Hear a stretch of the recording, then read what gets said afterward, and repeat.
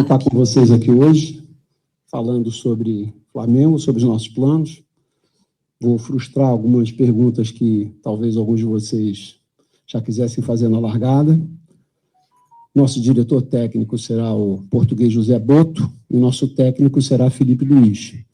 Então, quem estava pensando em perguntar isso vai ganhar um tempinho para fazer outras perguntas. E com isso eu abro para vocês. Uma satisfação ter esse tempo com vocês aqui. Vamos ver se eu consigo responder tudo que vocês vão perguntar. Obrigado. Presidente Monique Daniel, da TNT Esportes. Você já anunciou aí que o Felipe Luiz será o técnico do Flamengo.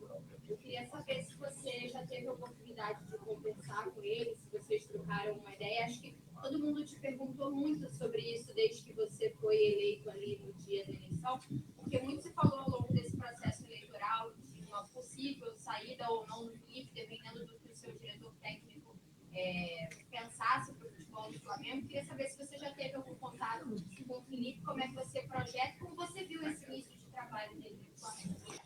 Vou começar pelo fim, né? O Felipe teve um início sensacional. Começou muito bem.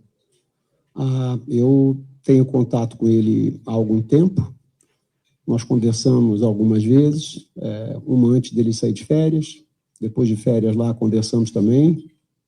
E também conversei com o nosso diretor técnico ao longo desse tempo sobre perfil. Eles não estavam se falando diretamente, então algumas perguntas eu fui interlocutor. A gente queria avaliar a experiência e a disponibilidade e a vontade do Felipe de estar no projeto com a gente. E a vontade que ele tem de ganhar e de se superar e de aprender faz com que a nossa certeza de que ele era a escolha certa para o momento seja óbvia. E a gente não falava por uma série de razões. Processo eleitoral no clube. Acho que você tem que ter a noção de que o que você fala reverbera para um lado e para o outro. Então, eu entendo que a gente deve ter cuidado para não colocar uma pressão adicional no Felipe como treinador, independentemente do que a gente achava das circunstâncias, da forma como ele foi contratado.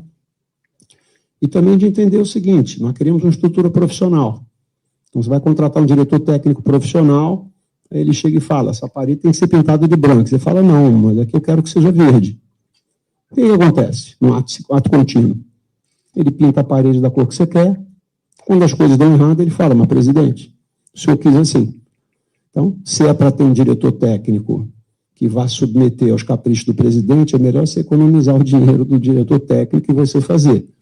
Então, eu entendo que começa por você falar aquilo que você faz, que você vai fazer. E era o que a gente tentou fazer no processo, salvaguardando, né, a reputação das pessoas que estão no futebol e também respeitando o processo eleitoral. Você tem que tomar cuidado com as opiniões que você emite. Então, eu comentei com vocês agora aqui sobre o Boto e sobre o Felipe Luiz. Eu tinha um compromisso com a minha equipe que eles seriam os primeiros a saberem de tudo, diferentemente do que acontecia. Então, eu estava aqui teclando no telefone isso para eles saberem um minuto antes de todos vocês. Eu mandei uma mensagem para eles dizendo quem seria. Porque ao longo do processo eleitoral, todo mundo tem uma curiosidade, todo mundo tem uma opinião, todo mundo tem uma preferência. O BAP torcedor também tinha, e o BAP torcedor guardou isso para si e não comentou com ninguém. Talvez esse tenha sido um dos maiores desafios do processo eleitoral, você fazer, né, o poker face e não deixar transparecer se é A ou se é B. Porque foram muitas conversas. Nós chegamos no nome do Felipe, não é só porque ele está no clube, pelo desempenho que ele teve, que foi muito bom, mas nós conversamos com outros técnicos também. Esse era o processo. Nós conversamos com outros diretores técnicos. Foram várias conversas com várias pessoas. E alguns que jamais foram citados na mídia, né? Então, acho que o processo foi bem conduzido até agora e eu tenho certeza que o Flamengo vai estar em ótimas mãos. BAP, Raíssa Simplício, da Gol Brasil. Bem-vindo, né, como presidente do Clube de Regatas do Flamengo. E eu queria saber, você toma posse hoje, sua equipe já vem trabalhando há algum tempo, e eu queria saber exatamente a que ponto está essa transição, Muito se fala em nome de reforços, Richarlison, Lucas Paquetá, enfim, o torcedor fica ansioso, mas a gente sabe também que o Flamengo tem que ser um pouco cauteloso nessa janela de transferências, por conta das questões financeiras, é isso. E eu queria saber exatamente a que pé que está essa transição nesse momento.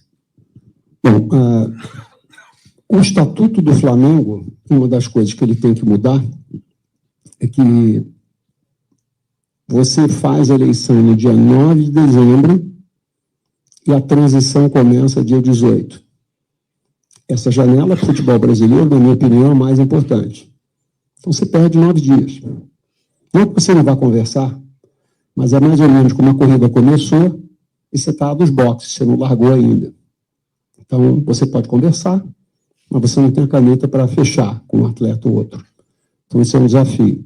Então, na prática, nós temos conversado muito sobre avaliação de elenco, sobre o calendário do ano que vem, planejamento que nós queremos implementar, as carências que nós temos. A gente tem que olhar também para a perspectiva do elenco que a gente tem. Nós vamos jogar 85 partidas ano que vem, se tudo der certo. Só até março, se não me engano, que a gente vai ter jogos vamos ter semana que não tem jogos em 2 quartas-feiras. Então vai ser um número muito diferente. Se a gente quer ganhar tudo, a gente vai ter que redimensionar o número de atletas, a minutagem desses atletas. Então nós temos atletas que, eu não vou entrar no mérito, mas vão jogar 3.500 minutos muito bem. Nós temos que escolher quais vão ser os 3.500 minutos. Então esse planejamento é determinante ao longo do ano para você ver o tamanho do teu elenco, o perfil de atletas que você quer ter. Então esses 9 dias contam. Mas nós temos um elenco que é bom, ele precisa de reforços pontuais, porque alguns jogadores pode ser que sejam negociados. Você pode ter contusões, a gente sabe, pelas avaliações médicas, que alguns jogadores têm uma propensão maior à contusão do que outros. Então, esses 9 dias contam. A transição, então, ela começa de fato amanhã, mas o trabalho conceitual com o Boto e com o Felipe Luiz já está sendo feito há um tempo, sobre a avaliação do elenco, o que eles imaginam que eles queiram ter para o ano que vem. Então, é um trabalho de 2 mãos que a gente já vem fazendo há um tempo. Nós não estamos no 0, mas também não estamos no 10. Eu acho que a gente está entre um 6 e um 7. E vamos trabalhar muito duro a partir de amanhã para a gente tirar essa diferença. Boa noite, Bap. Rodrigo Matos aqui. Eu queria perguntar, durante a campanha você manifestou muita preocupação com a questão financeira, achando que o clube estava numa situação que ia precisar apertar os cintos, que vem a notícia do orçamento com 3 milhões de caixa no início do ano. Você já teve acesso a todos os documentos para saber se é essa mesma situação? E qual é a sua perspectiva sob o ponto de vista de dinheiro para investimento em geral, não só em elenco, e dos pagamentos que você tem que fazer no ano que vem, enfim, uma avaliação do que o clube pode fazer diante do que está posto nesse fim de ano? Isso é uma pergunta de board, né? Vamos lá. É verdade que a situação de caixa do Flamengo, por uma série de fatores, ela foi afetada nesse final de ano. Isso é absolutamente verdadeiro. Isso significa dizer que, do ponto de vista econômico, o Flamengo não tem condições de fazer novas aquisições? Não. Não é verdade. É questão de endividamento. Você pode definir se o seu nível de endividamento vai ser 10, 20, 30, 40% do seu faturamento. Né? E nós temos outros desafios hoje em dia. Nós temos que construir o nosso estádio. Então, você tem que tomar um pouco mais de cuidado nesse processo. Eu não sei se vocês acompanharam, mas hoje o dólar bateu 6,27 agora há pouco. 6,27. Então, nós temos um descasamento entre o que a gente vendeu e o que a gente comprou de quase 20 milhões de euros. Então, vê quanto é que essa variaçãozinha aí hoje trouxe impacto para o clube. Então, o que acontece? Clube formador, ou clube que quer ganhar tudo no Brasil, ele tem que vender mais do que ele compra. Pode ser Flamengo, Palmeiras. O Flamengo tem que vender mais e melhor do que ele fez até agora, para que ele possa ter, né, um volume de euros multiplicado por um número que é alto, maior, que fecha essa boca do jacaré aí que está maltratando a gente, que é esse descasamento. O fato da gente ter contratado jogadores em moeda forte na segunda metade desse ano e não termos vendido ninguém gerou um descompasso que a gente não tinha há 8 semestres no Flamengo. Tinha 4 anos que a gente não tinha esse descompasso. Só que o que a gente teve há 8 anos atrás não teve variação cambial. Então, ninguém percebeu. Né? Mas é lei de Murphy, né? Agora a gente tem, agora o câmbio descolou, é desconfortável, é mortal, não é mortal.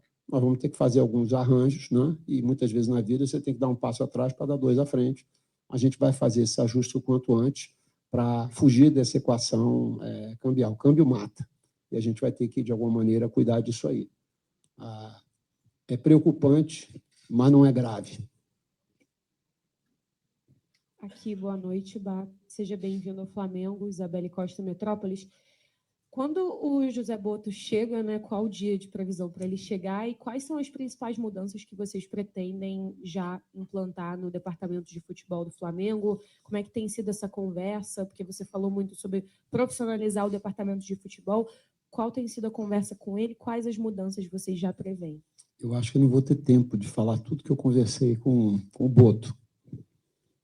Acho que eu conversei mais com ele nos últimos tempos do que com a minha esposa. Mas eu diria que é uma visão diferente. É uma visão diferente quando você tem um profissional cuidando do negócio. E ele é um cara muito experiente, já trabalhou com divisões de base, trabalhou com scout. Então, o que mais me encanta nele é que ele sabe o que e o como fazer. Muitas vezes você lida com uma pessoa que tem uma visão estratégica, mas ela não é tão boa do ponto de vista operacional. Né? E vice-versa. Às vezes o cara é ótimo operacional, mas não tem nenhuma visão estratégica. Eu gosto do Botto porque ele combina as duas coisas. E tem uma coisa que eu julgo que é importante, e assim, eu acredito que eu razoavelmente separe a emoção da razão. Mas eu, como torcedor, sou absolutamente enlouquecido. Todos os jogos eu vejo 2 vezes. O primeiro jogo, eu acho que alguns jogadores fizeram corpo mole, que o juiz sacaneou a gente, que o time não jogou o que podia. E aí eu vou e vejo o videotape. E no videotape eu vejo que não, os jogadores não faltaram com empenho, o time não jogou tão mal, e o árbitro também não foi tão duro com a gente. Então, essa separação da emoção da razão, eu acho que o Botto traz naturalmente. Ele é um cara habituado com isso, acredita em processo, acredita em metodologia, acredita em planejamento, e é essa linha que a gente vai seguir. Né? O Botto chega dia 28 de dezembro no Brasil. Papi, boa noite. Gabriel Reis, canal Paparazzo Rubro Negro. Parabéns, bem-vindo. Queria te perguntar sobre algumas escolhas, né? Estão saindo aí a possibilidade...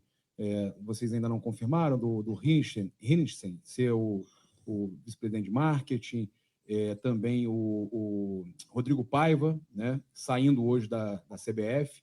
Queria que você explicasse algumas dessas escolhas, né, nomes aí, inclusive, conhecidos, né, da seleção brasileira, Copa do Mundo e tudo mais. Bom, primeiro que você está falando das escolhas, né? Eu não falei de escolha nenhuma até agora. A gente vai anunciar daqui a pouco ali na cerimônia quem são os 14 vice-presidentes que eu teria comigo. Eu queria dividir com vocês uma coisa que é importante, que é o seguinte: o Estatuto do Flamengo carimba a pasta do vice-presidente. Então, tem que ser vice-presidente de finanças, vice-presidente de futebol. Eu pretendo acabar com isso na minha gestão. O conselho diretor vai funcionar como conselho de empresa. Esses caras vão dar para a gente o que eles têm de mais importante, que é a experiência e o aconselhamento deles. Nenhum deles vai se meter com o dia a dia. Todos eles vão assinar um termo, aliás, já assinaram, dizendo que eles entendem que eles vão receber, eventualmente, um deles vai receber a camisa 6, né, carimbada, vice-presidente de marketing. Mas ele não vai jogar de lateral esquerdo. Isso é porque o estatuto reza dessa forma. Então, ao invés de ter os 19, que são convencionais, nós devemos ter 14, nós estamos consolidando pastas, menos vice-presidente, e eles vão atuar como conselheiros.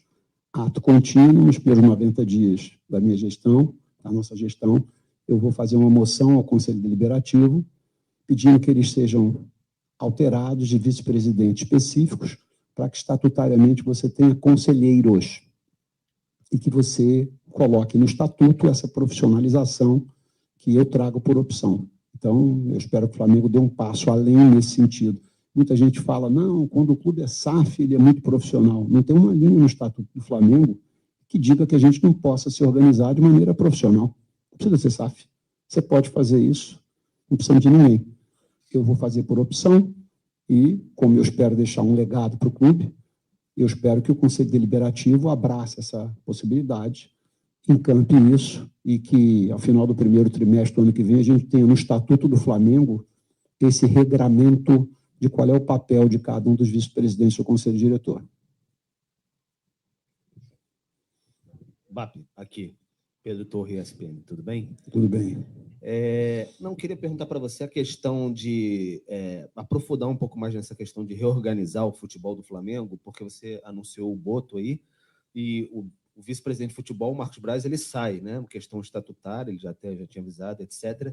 Mas o diretor de futebol, por exemplo, atual, Bruno Spindel, teoricamente continua no clube, não sei, aí eu queria que você respondesse sobre isso, e se essa reestruturação geral, para trabalhar junto com o Boto, essa reestruturação geral, ela abrange outros setores do departamento de futebol. Você tem a área de gestão de saúde, enfim, departamento médico, etc. Como é que vai trabalhar esse organograma ali no departamento de futebol? Imagino que vocês já tenham falado bastante sobre isso. Bastante. Bom, Pedro, é o seguinte, nós temos discutido, primeiro, o conceito, como que a gente quer que a área seja, sem pensar em nomes. É como se a gente estivesse refundando o Flamengo. Então, vamos construir uma casa nova. Como é que ela vai ser? Vai ser assim, vai ser assado. E depois nós estamos olhando para as peças que nós temos e estamos vendo se a televisão fica bem aqui, esse sofá é adequado, essa mesa está adequada, essa geladeira. Então, a gente está exatamente nessa fase.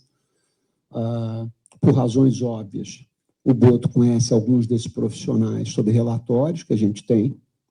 Estava comentando aqui sobre o processo de transição, que você não tem acesso a muitas informações ainda, infelizmente a gente não teve. No caso do Bruno Spindel, especificamente, eu conheço o Bruno muito bem, foi eu que trouxe o Bruno para o Flamengo em 2012, quando eu fui vice-presidente de marketing, a gente trouxe o Bruno como gerente comercial da área de marketing, então conheço ele bastante bem. O título do Bruno como diretor de futebol, vamos combinar, ele não é diretor de futebol desde o início. Ele carregava o título de diretor de futebol, mas ele é um diretor de contratação.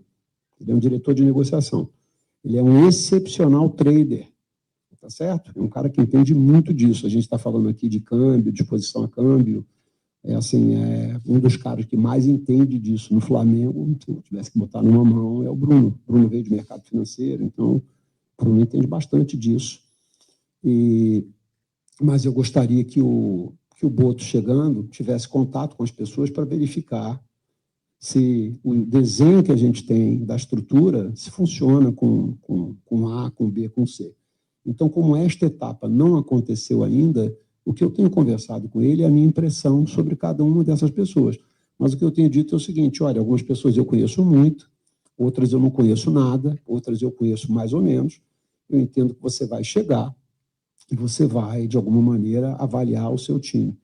Eu tenho dito e repito, eu não vou me meter nas escolhas que o diretor técnico tem que ter, Pedro. Não vou. Eu não vou jamais dar a nenhum profissional do Flamengo a possibilidade de dizer, mas você mandou fazer isso ou aquilo. Nós vamos discutir, vamos consensar. Claro que a caneta, no fim das contas, é minha, mas eu entendo que eu vou muito mais na linha de vetar decisões do que de tomar decisões por eles. Então, nesse caso, eu preciso esperar que ele chegue, né? Que ele conheça as pessoas. Em alguns casos é muito diferente. Quer dizer, você pega um caso de um técnico, o Boto viu várias vezes todos os últimos 25 jogos do Flamengo. Nós falamos sobre isso. Então, de alguma maneira, ele tem condição de avaliar o trabalho do Felipe, ainda que ele não tenha falado com o Felipe até agora. Como é que você faz isso em relação a um Bruno, que é um diretor de negociação, ou a quem está na área médica, ou a quem cuida da base? Você não consegue fazer. Então, seria injusto com quem está no clube, você tomar decisões precipitadas, e eu acho que seria também inadequado com o Boto que está chegando, de você induzir ele sobre A ou sobre B. Então, isso é uma coisa que vai acontecer naturalmente, eu acho que não vai demorar muito tempo, mas eu espero que até fevereiro a gente tenha uma visão mais ampla disso. Por quê? Porque nós sabemos o que nós queremos. Então, se ele chegar e disser, olha, eu quero um sala e 2 quartos, conjugado, assim, com uma suíte e tal, chega lá, só tem um quarto, não tem sala, ele vai tomar a decisão que ele julgar adequada pela substituição. Mas essa é uma decisão que ele vai tomar em função do conceito que a gente desenvolveu até agora e do conhecimento que ele vai ter adequadamente. Aqui? Também tem aqui depois, né? Tudo bem, Bap? Boa noite para você, Gabriela Marino da Band. Eu queria que você falasse sobre o estádio do Flamengo, que é um assunto que deixa o torcedor bem ansioso. Queria que você falasse sobre se na sua gestão a data prevista para a inauguração ainda é de 2029 e como vai ficar esse projeto de construção do estádio do Flamengo na sua gestão. Obrigada. Bom, vamos lá. O estádio do Flamengo, essa discussão ficou um pouco contaminada pelo processo eleitoral. Não existe um estudo de viabilidade econômica e financeira desse estádio até agora. Nós não temos. Ninguém constrói uma casa própria do zero se você não tiver um estudo desse. E com o Flamengo não pode ser diferente. Isso não é um projeto importante para o Flamengo, isso é o projeto da vida do clube, de toda a história, é o mais importante. Então, eu tenho dito que é o seguinte, nós vamos fazer o nosso estádio, mas não vai ser à custa de performance esportiva, como aconteceu com o São Paulo, de 53 a 70, nem vai ser à custa de um endividamento brutal, como o que aconteceu com o Corinthians. O Corinthians, em 2012, era campeão da Libertadores e Mundial, e os torcedores declamavam, né, para todo mundo que daqui a 2 anos nós teremos o estádio, aí o Coringão vai ser imbatível. Você olha, 12 anos depois, o Corinthians tem um estádio, não consegue ter uma competitividade esportiva como já teve naquela época, e tem um nível de endividamento brutal. Então, nós não vamos incorrer nos mesmos equívocos aqui. Então, na sua pergunta, nós vamos construir o estádio, sim, no ritmo que a geração de caixa e de resultados do Clube de Regatas do Flamengo não prejudiquem a performance esportiva do clube, que em números aí, que o meu amigo Rodrigo gosta, tem que ser 220 milhões ano, que é o que deprecia o ativo do Flamengo. Se você olhar a depreciação do balanço do Flamengo, é de 220 milhões ano. Depreciação do Flamengo é jogador. Se você não encher o tanque com 220 milhões por ano, você vai caindo com o tempo. Então, nós vamos continuar com esse nível de performance esportiva. 2, nós não vamos endividar o clube a ponto de que, em algum momento, ao longo dessa trajetória, a gente tenha que virar SAF. Nós não vamos fazer isso. Então, nós vamos buscar o dinheiro dentro de casa, nós temos que aumentar o faturamento, aumentar a margem operacional. Isso aí deve trazer um dinheiro adicional importante. Se isso acontecer em 4 anos, oxalá, façamos em 4. Se acontecer em 5, nós vamos fazer em 5. Se for em 6, nós vamos fazer em 6. Mas nós não vamos nem comprometer a performance esportiva do clube, nem vamos, de alguma maneira, tomar dinheiro de alguém para virar SAF.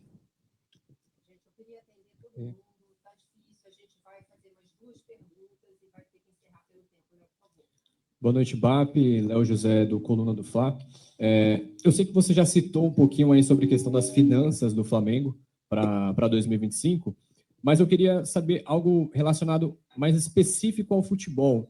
Já houve uma leitura de como estão os cofres do Flamengo ao ponto da nova gestão do Boto, por exemplo, já saber qual é o orçamento que o Flamengo tem, qual que é a grana que o Flamengo tem para poder investir no elenco para 2025? Claro que sim. Qual é esse valor? Eu não vou te falar, porque na hora que eu falar isso, as coisas ficam mais caras para o Clube de Regatas do Flamengo. É muito ou pouco? Eu acho que é o adequado para o Flamengo fazer um grande ano em 25.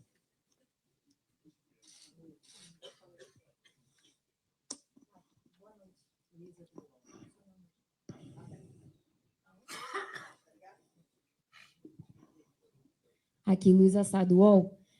Nos últimos dias, o Flamengo publicou nas redes sociais o Landim dando a camisa 10 para o Arrascaeta. Queria saber como é que você viu esse anúncio, há tão pouco tempo, poucos dias do fim da gestão, e você citou um pouco dessa transição que não aconteceu ainda, também como foram esses seus primeiros dias de governo e agora que vai poder, de fato, ter essa transição. É uma ótima pergunta. Há 2 anos atrás, eu trouxe essa ideia para o presidente do clube. Camisa 10 deve ser do Arrascaeta. E eu sempre dizia, mas está cedo, o Diego vai ficar muito tempo com a gente ainda, não é agora. E eu dizia, mas olha, presidente, na hora que a gente der a camisa 10 para o Arrascaeta, a gente devia comprar 1 milhão de camisas da Adidas. A gente devia ter o número 10 o transfer do número 10 em todas as lojas do Brasil. A gente devia ter o nome de Arrascaeta como transfer em todas as lojas do Brasil. A gente devia alavancar a relação que a gente tem com o Mercado Livre e fazer com que esses caras entregassem 24 horas, em qualquer lugar do Brasil, a camisa 10 do Georgian de Arrascaeta. 2 anos depois, a gente entrega o número 10 para o Arrascaeta, não tem camisa tamanho G nas lojas, nenhuma loja sabia que isso ia acontecer, a gente não tem o número 10, nem o nome dele nas lojas para a gente vender. Eu estimo que o Flamengo deixou de 10 a 12 milhões na mesa com esse tipo de atitude. Então, como torcedor, eu acho absolutamente meritório que a camisa 10 seja do Arrascaeta. Eu já defendi isso há um tempo. Fazer dessa forma é uma prova de amadorismo e de queimar dinheiro desnecessariamente para o Flamengo. É uma pena, mas está feito.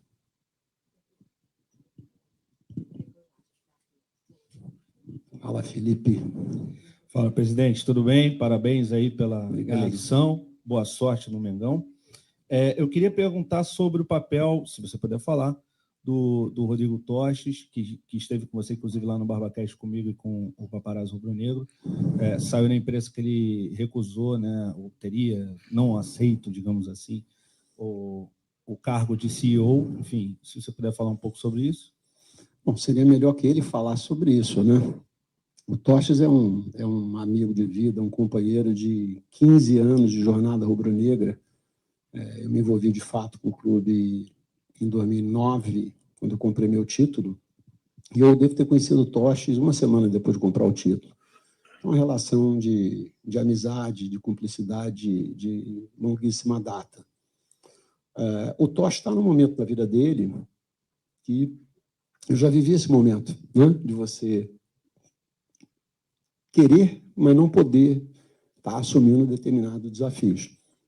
Então, por maior que fosse a paixão do Flamengo, tinham outras razões, eventualmente de natureza econômica, que fizessem ele ficar onde ele vai ficar mais um tempo. Então, a gente acabou fazendo um ajuste e o Tostes, eu teria 13 vice-presidentes, que se transformariam em 13 conselheiros. Esse era o número. Com a decisão do Tostes, eu expandi para 14, porque eu não queria perder um cara do naipe, da qualidade dele, conosco ali. Então, ele vai ser um dos conselheiros e, se eventualmente ele resolver as pendências dele ao longo dessa trajetória, a gente rever em que lugar a gente vai escalar ele. Analogamente, o Flamengo vai ter muitos jogos em 25, os desafios aqui também vão ser grandes. Eu tenho certeza que vai ter espaço para todo mundo jogar. Obrigado. Bap, aqui, Thiago Lima do GE, boa noite. Boa sorte na sua gestão. Obrigado. Em relação à escolha do Boto, Bap, a gente sabe que você, no período que o Jorge Jesus esteve aqui, vocês foram muito próximos, você é muito próximo do Jorge Jesus. Quer saber se ele teve participação nessa indicação, se vocês conversaram sobre a escolha do José Boto. E emendar uma segunda rapidinho, se me permite, você falou que o Flamengo vai precisar vender jogadores. O Flamengo pode ter que vender titulares também em 2025? Bom, vamos lá. Sobre o Jorge. O Jorge, eu acho que para todos os rubro-negros, ele é uma personalidade queridíssima, né? E, assim, é uma característica pessoal. Quanto mais eu gosto da pessoa e eu mais tenho envolvimento emocional com ela, menos eu considero a sugestão racional dela. Porque eu acho que ela pode ter um nível de contaminação. Tá certo? Então, você trabalha 10 anos com alguém, você se dá bem com ela. Você só fala das qualidades. A tua relação com essa pessoa, ela se dá dessa forma. Significa dizer que comigo, no Flamengo, seria da mesma forma? Não. Então, eu não tive uma conversa com o Jorge especificamente sobre o Boto, mas nós tínhamos outras conversas que falavam sobre planejamento, sobre estruturação, sobre a experiência de, alguma maneira, estar no Brasil, de como é que está sendo no mundo árabe, enfim. Mas hoje em dia, a internet permite que a gente tenha acesso a praticamente qualquer assunto sobre qualquer pessoa, né? Então, vocês sabem, né? O trabalho de pesquisa que vocês fazem antes de vir aqui conversar comigo, o que eu falei há 1 mês atrás, 3 meses atrás, 6 meses atrás. No caso do Boto e desses caras, você vai lá, busca, tem farto material para você avaliar os caras. Então, esse tipo de indicação personalista não é tão relevante, né? A outra foi sobre Em relação à venda de venda de titulares, jogadores.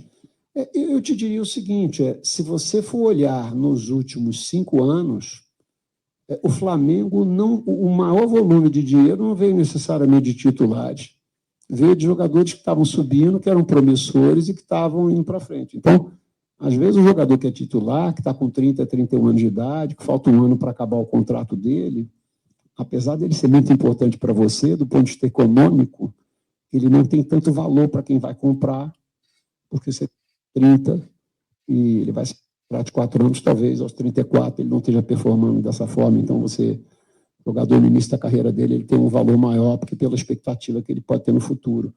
Então isso é uma assimetria que você tem no futebol, né? Ou você acaba vendendo muito mais a expectativa do que a realidade do atleta. Então isso não é necessariamente verdadeiro. Pode acontecer? Pode, mas não é o que normalmente tem acontecido no futebol brasileiro como um todo, né? E no Flamengo também não tem acontecido. Mas eu acho que isso é muito mais uma questão de fato da vida como ela é do que uma escolha do clube. Tá bom? Luiz Eduardo Batista, mais conhecido como BAP, deu sua primeira entrevista coletiva como presidente do Flamengo na noite desta quarta-feira, na Gávea. Eleito há 9 dias, BAP aproveitou o momento para anunciar importantes definições para 2025. Logo em suas primeiras palavras, ele confirmou o português José Botto como novo diretor técnico e a permanência de Filipe Luís como treinador para a próxima temporada. Nosso diretor técnico será o José Botto, e nosso técnico será o Filipe Luís. O Filipe teve um início sensacional, começou muito bem. Já tenho contato com ele há algum tempo, e conversamos bastante. Falei também com o Botto sobre o perfil que buscávamos. Queríamos ter certeza de que o Filipe estava motivado para continuar conosco. A vontade dele de se superar e aprender todos os dias nos mostrou que essa é a escolha certa, destacou o presidente. Durante a coletiva, BAP revelou que conversou com outros treinadores e diretores técnicos antes de tomar a decisão. Ele destacou a importância do processo de escolha ser criterioso e transparente. Tivemos reuniões com outros técnicos e também com possíveis diretores técnicos. Foram várias conversas com pessoas de perfis diferentes, inclusive com alguns nomes que jamais foram citados na mídia. Acredito que conduzimos esse processo de maneira muito responsável e cuidadosa. O Flamengo estará em ótimas mãos com Botto e Filipe Luís. BAP assumirá o comando do clube no triênio de 2025 a 2027. Apesar de ser visto como um nome da oposição nas últimas eleições, ele não é um novato na política rubro-negra. Desde 2012, BAP vem atuando em cargos importantes no Flamengo. Ele foi vice-presidente de marketing durante a gestão de Eduardo Bandeira de Melo e ocupou a vice-presidência de Relações Externas na administração de Rodolfo Landim. Agora, com BAP no comando, o Flamengo entra em uma nova fase, prometendo estabilidade e planejamento cuidadoso para manter o clube em posição de destaque no futebol brasileiro e mundial. A continuidade de Filipe Luís como técnico simboliza a confiança na capacidade de renovação e na busca constante por melhorias. Já a chegada de José Botto traz uma visão estratégica de mercado e um reforço no planejamento técnico. Os próximos passos serão fundamentais para a nova gestão, que terá o desafio de lidar com contratações, renovação do elenco e preparação para as competições de 2025. A torcida, como sempre, estará atenta e esperançosa por mais uma era de conquistas.